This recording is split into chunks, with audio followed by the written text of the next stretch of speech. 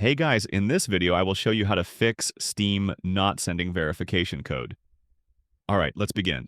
First, check your email spam or junk folder. Steam verification emails often end up there. To prevent this, add Steam support email addresses, such as support@steampowered.com and noreply@steampowered.com, to your contacts or trusted senders list. Next, double-check your account details. Make sure your email address and phone number are entered correctly and have no typos. Also, review your blocked senders list to ensure Steam is not blocked. If you are waiting for an SMS code, keep in mind that Steam can be slow, especially with mobile verification. Try waiting up to 30 minutes. You can also try requesting the code on a different device to rule out device-related issues. Another important step is checking your phone settings.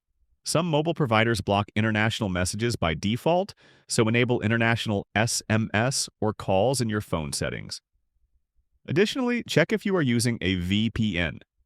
Certain regions may block Steam verification messages, so disable the VPN and try again.